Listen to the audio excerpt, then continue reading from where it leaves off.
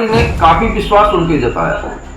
इस बात को लेके भी वो चिंतित है कि उधर का दर्द और भीतर घात जो वर्तमान में हो रही है उसके लिए कोई कैसे रोक सकता है। लोकसभा का चुनाव न होकर लोगों की प्रतिष्ठा को दांव पे लगाने का चुनाव साइलेंट मोड में मेहनत हो रही है, सारे प्रत्याशी लगे हुए हैं। ये एक बहुत बड़ा विषय बन गया है। सतना का चुनाव एक लोकसभा का चुनाव न होकर लोगों की प्रतिष्ठा को दांव पे लगाने का चुनाव।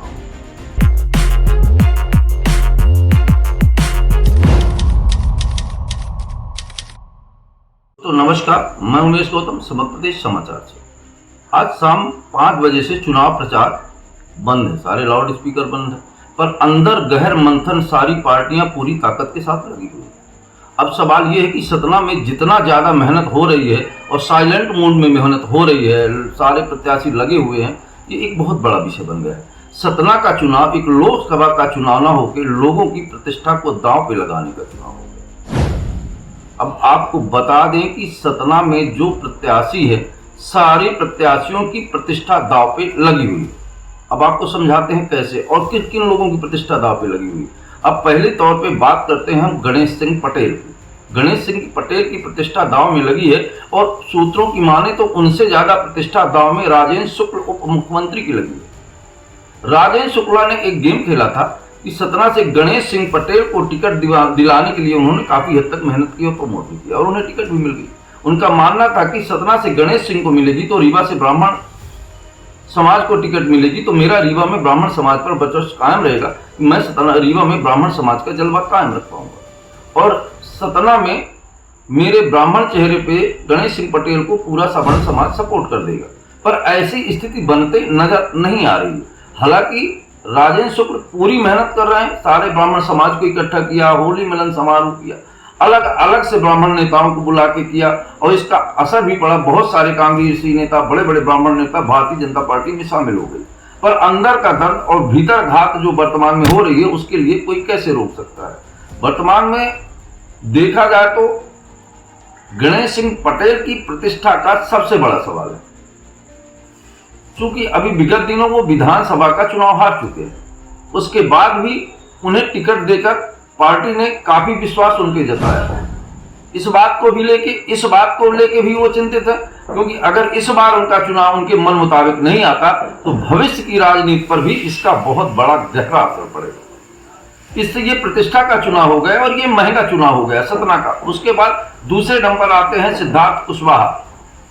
सिद्धार्थ कुशवाहा की भी प्रतिष्ठा का चुनाव लगा, क्योंकि कांग्रेस पार्टी में उन्होंने पूरी ताकत से कहा कि सतना में अगर कोई नेतृत्व कर सकता है कांग्रेस का तो केवल मैं हूं। बाकी नेता उनके सामने बौने साबित किए उन्होंने, वो चाहे महापौर का चुनाव रहा हो, चाहे विधानसभा का चुनाव रहा हो।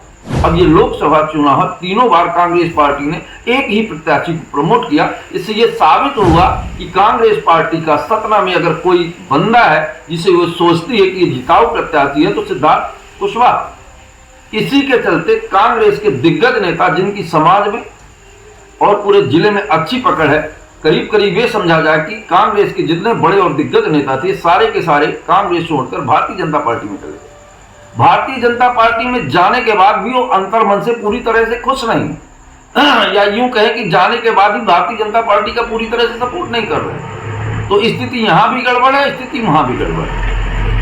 तो चूंकि सिद्धार्थ कुशवाहा की भी प्रतिष्ठा दांव पे लगी है, अगर सिद्धार्थ कुशवाहा ये चुनाव हारते हैं तो उनका राजनीतिक पटाक्षेप हो जाएगा। कांग्रेस में अगर उनका इतना जलवा है, अगर ये चुनाव जीत जाते हैं तो उनका कितना बड़ा जलवा हो जाएगा कांग्रेस पार्टी में, ये पूरा सतना जिला जानता है।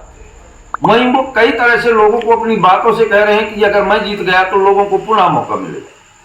तो ये उनकी प्रतिष्ठा भी दांव पे लगी है। हम आपको कहें कि सतना जिला में जितने मुख्य प्रत्याशी हैं सबकी प्रतिष्ठा दांव पे लगी है। वहीं तीसरे नंबर पर आते हैं नारायण त्रिपाठी। नारायण त्रिपाठी की भी प्रतिष्ठा पूरी दांव पे लगी है, जबकि सोशल मीडिया और प्रिंट मीडिया के आधार पर बहुत जगह सूत्रों की माने तो खबरें इस तरह से फैलाई जा रही हैं कि वो गणेश सिंह के पक्ष में होकर खड़े, पर उन्होंने अपना एक वीडियो वायरल करके कहा कि मैं किसी के पक्ष में नहीं हूं और ये जो अफवाहें फैलाई जा रही हैं ये मुझे कमजोर करने के लिए फैलाई जा रही। पर आपको बता दें कि नारायण त्रिपाठी का भी चुनाव प्रतिष्ठा का है। विगत दिनों में भारतीय जनता पार्टी के विधायक रहने के बाद भी भारतीय जनता के अंदर ही बिंद का राग अलापते नजर आए। पूरे जिले का बहुत जगह बहुत बड़ी गाड़ी और से रैलियां की। उसके बाद विधानसभा का चुनाव आया तो विधानसभा से जब कांग्रेस और भारतीय जनता पार्टी ने टिकट नहीं दी तो वो बिंद भारत पार्टी से अपनी पार्टी से चुनाव लड़े और अपनी से पार्टी से चुनाव लड़ने के बाद वो बुरी तरह पराजित हो गए। उसके बाद उनके राजनीतिक दौर की प्रतिष्ठा की बात है, वो अपनी पार्टी से न लड़के बीएसपी से चुनाव लड़े और अगर इस बार उनका चुनाव सही और सफल नहीं होता तो उनका भविष्य का राजनीतिक करियर चौपट हो जाएगा। इसलिए वो भी पूरी ताकत से अपने चुनाव में लगे हुए, क्योंकि ये भी उनकी प्रतिष्ठा का सवाल है। ये भी वो नारायण त्रिपाठी भी अपनी पूरी ताकत लगाए हुए, जहां सतना में राजनीति जाति समीकरण के आधार पर हो रही है वहीं उसी तरह उनके साथ भी हो रहा है।